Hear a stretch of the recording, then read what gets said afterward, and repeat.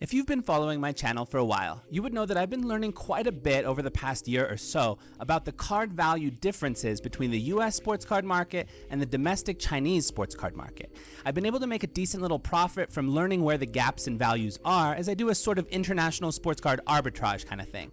Up to this point, for the most part, I've been buying cards in China and selling them in the US when there are opportunities for profit, but just more recently, I have also been working on kind of completing the cycle, as in I'm also starting to ship myself cards from the US to sell in China that will likely do better on the Chinese domestic market than they would on eBay or in other US-based places. As I've been learning more, I've started to strongly think about the possibility of starting a kind of consignment service mini business for people. Probably just a few people at first and perhaps a bit more later if it seems like something people are interested in and it works pretty well. So basically for people who would like to try selling some of their sports card within the Chinese domestic sports card market, on CardHobby specifically, which is like the Chinese eBay for sports cards. In this video, I basically just want to brainstorm some of my thoughts about this with you to see what you think about it and what kind of advice you have, because I figured the collective brains of all of you watching this video is much smarter than just my own brain. So this should be an interesting thing to think about though, even if you're not so interested in this topic, just because it's very interesting and it's the kind of business that I've never seen exist. So I think it's just kind of interesting. So let's get into this.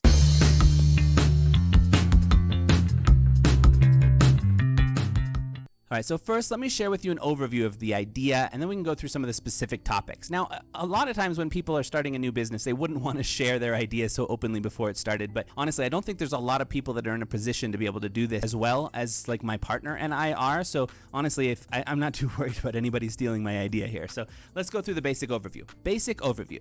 The basic idea is people who have cards that they think will sell better on the Chinese domestic market than they do on eBay or wherever else, and I'll go over a little bit later in the video what kinds of cards those might be, would send those cards over to us in China. We'd put them up on a 7-day or 3-day CardHobby auction, and then once the final sale is complete, we'd take a 15% commission and send the rest of the money to the customer. That 15% fee would be all inclusive, like it would have both the CardHobby service fee itself, which is like the eBay fee kind of thing, plus the commission that would go to my partner and I. So that's the basic idea, 15%.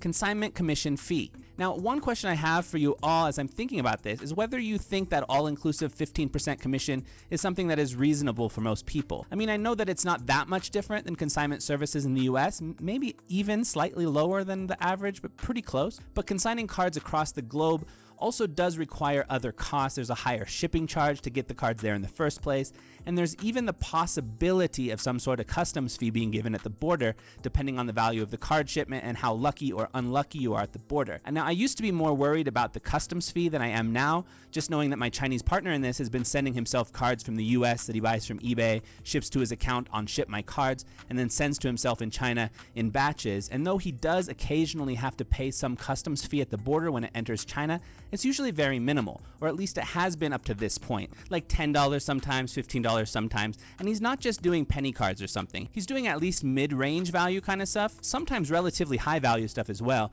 So knowing that, my previously big worries about customs related stuff is much less worrisome to me anymore, which is why I'm starting to send myself, this first package I'm sending to myself here soon it has about 250 cards in it. I'm less worried about it than I used to be. I think I probably will have to pay some kind of customs fee, but even if I have to pay 20 bucks or something, I don't think it's too big of a deal for that many cards. And if people were to send one card or smaller amounts of cards, there's unlikely to be any customs fee at all. But again, it's an area that's an unknown and would be an unknown with every single shipment, because there's gray area, when it comes to customs things, and some packages are checked more closely than others and everything like this. So back to the 15% commission. Do you think that's a reasonable commission fee for people generally? I mean, I figure eBay charges 12.5% or thereabouts. So actually ours wouldn't even be that much higher than that, and we're doing all the work.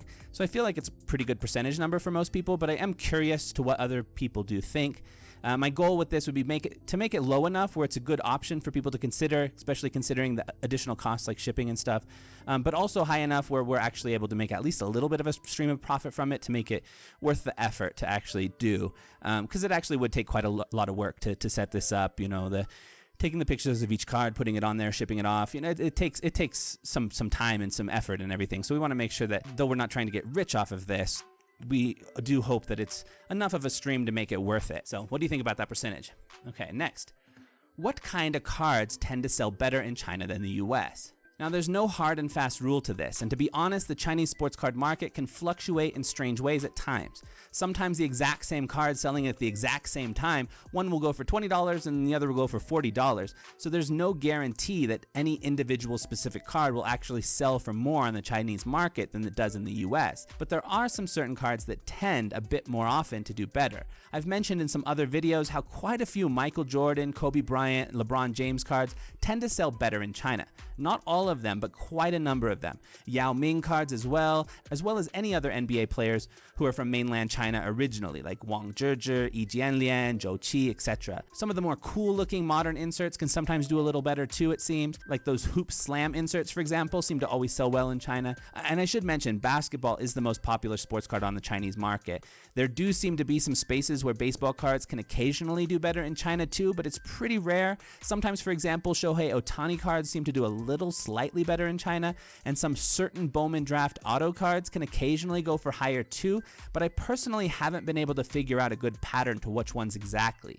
Jordan Lawler, for some reason, for example, seems to quite often sell higher in China than he does in the US. There might also be some other possibilities that I haven't noticed yet for people to discover if they spent some time in the CardHobby previous sales tab, which I will show you how to do in a bit. To see what the differences are between different cards in the two markets. And then in football and hockey, the Chinese market tends to be cheaper, not so vibrant, so I don't think that's a good one to sell in China. Soccer card market in China is second only to basketball, but unfortunately I don't have much knowledge in that area. It could possibly be a good space for this. There's also UFC, F1, Marvel, Pokemon, Star Wars, and all those other kind of non-sports card stuff on CardHobby, but again, I don't have a good read on whether there may be some spaces where the cards go for more in the Chinese domestic market in those areas, maybe, but I'm not sure. Sometimes also I've noticed that some of the rookie patch autos from top brands of less than top players can sometimes seem to go for higher on the Chinese market as well. This is something I've just recently been noticing more and more often though. But I should state that this is all just kind of my personal impression based on my observations and a few conversations I've had here and there with a couple other sports card hobbyists in China. None of what I say should be considered fact. I think that if I did start a consignment service, I would really need to emphasize that people do their own research on CardHobby to get a better sense for whether they are making good decisions on what kinds of cards they may want to try to sell in China. I could see it being a lot of fun for some people. Even that research process can be fun. How can you see your search for previous sale prices on CardHobby? Let me show you. So when you're on the website, so it's www.cardhobby.com. When you're on the website, you can go into, so let's say you want a specific card. I mean, I could just go into any card. So let's say I want to just go into general basketball. This first one here is basketball. If I just wanted to go into general basketball, didn't go through. Let's try it again. And then I scroll down. These are the cards for sale right now. So this button here would take me to the previous sales. Now this is not in any order. This is just the most recent sales. So this, I mean, I guess if I wanted to go through and just look at random cards, I don't even know what that grading company is. It must be another one. Another Chinese domestic one, I'm guessing. But you can go through and just look at, the most recent sales, get a sense of the prices. This is the Chinese price here, and then this is the approximate US price of it. So you can get a sense of certain things here. But then if you want to look up a specific card, you can type it in here. Now, when I type it in here, because as you can see, most everything is in Chinese with occasionally little things, Panini says in English occasionally, or Prism says in English. There are some things in English. So you want to keep this very simple. Like let's say, or if you also want to consider if you can figure out what the Chinese name is, then you can also do that. So let's say, for example, I wanted to look at some Yao Ming cards. Now, Yao Ming, you're not going to want to write his name in English. So you can go to Wikipedia, and there it is, his Chinese name. So let's say I wanted to find a Yao Ming card. I think this is his rookie year. Let's say I wanted to do Ultra. Let's just say. Just looking for the Fleer Ultra Yao Ming rookie card. Here we go. There's one. $6 for that one. That's not what I thought it looked like. Oh, I must have been thinking of tops. So that's an example. Okay, let's say I wanted to do... let's say I wanted to do a serial number. I did whatever year. Let's say I had a Yao Ming card that was out of 99. I'd probably do that, and then I'd search through and get a sense of things. You might not always be able to find your exact card, but sometimes I find if I can find something at least kind of somewhat similar, then I can get at least a sense. I can't quite use it quite the same way, at least if your Chinese isn't so good, that you would on eBay. But you can still get a sense of things. That one didn't really help me much. But let's say I did want it from his rookie year. I don't even know if he has any 99 numbered cards from his rookie year. Oh yeah, there's one for sale right now. So you can look through. That's not Yao Ming. So you had, oh, this is, here we go. It's out of $9.99, but it is an auto card. Sells for $5.40. So I don't know how much that sells on eBay, but I bet you this one sells a lot more. I noticed that Yi Jianlian, Yao Ming, Zhou Qi, Wang Zhizhi, if you have an auto card from those guys, especially on-card auto, those ones tend to do a lot better in China, it seems to me. Here's another one, an auto, $400 for Yao Ming rookie auto. So anyway, that's one way you can do the searching. If he doesn't have a Chinese name directly, it is possible to go over to translate.google.com, and actually some of the big names, let's say Kobe Bryant, for example, actually does have a name in Chinese. I usually just will take the Kobe part, and then you can type in, let's say you wanted to find something from his rookie year.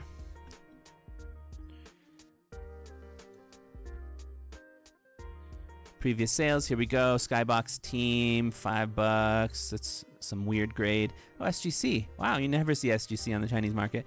$30 for finest. That's pretty cheap, actually. Some Planet Metals, Stardate. That's a cool card. Only $60.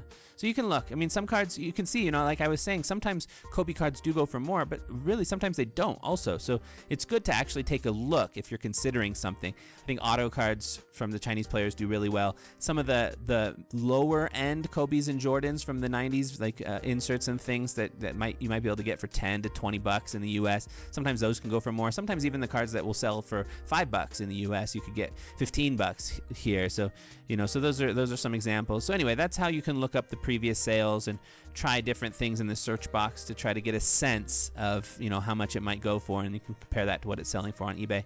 So anyway, if you are interested in figuring out how to compare, that's a basic walkthrough of how you do it. How to make sure people feel secure and have some kind of protections. With setting up something like this, there's really the need for anyone who consigns with us to really truly trust us. I mean, sending off your valuable stash of cards across the entire planet to some random dudes in China whom you've never met in real life, and then just kind of needing to sit back and wait and hope everything is being done legit and honestly, and that you really will eventually get your money, and that the amount is actually the correct amount and everything like that. I would think that for most people, it wouldn't be possible to just kind of detach from the whole thing and just trust some random dude like that, right? I mean, I guess people do that same sort of thing when they do consign their cards with other places, or send them off to a grading company, or to a vault, or to ComC, or in the past a Star Stock or whatever. But those are all domestic to most people using them, so there's certain sort of protections in place for people, even if those protections are actually pretty limited. But this is a different situation. This is a faraway place, and on a feeling level, for sure, I think some people would feel less secure. And in a realistic way, I mean, just international shipping, there's a whole realm where whose responsibility is it really? I mean, if FedEx has made it to the border and it doesn't show up on the other side of the border, is it FedEx's responsibility? They'll probably say no. So there's these areas where there's a certain amount of less security. So do you have any ideas for how to make sure that there's trust is strong for people sending their cards to us? And how could we create some degree of protection? I mean, there's no way we could guarantee everything will be just perfect at customs, for example. We do have experiences that show us that it should be fine, but we can't guarantee that sort of thing. It's just not possible. So if you were a customer for something like this, what would help you to feel and be more secure that everything was actually going to go hiccup free? This is something I'm trying to figure out a bit. So if you have any thoughts. Is PayPal the way to get people their money, or are there other ways? Now first, let me say I don't like PayPal, and PayPal always seems to give me problems when I'm using them from China. But PayPal is kind of the go-to expected thing for people in the US and many other places. Do you think it is essential that PayPal be the path by which people receive their money from their sales? Or do you know of other payment options that would be easily accessible to people around the globe that would be viable options to consider instead of PayPal?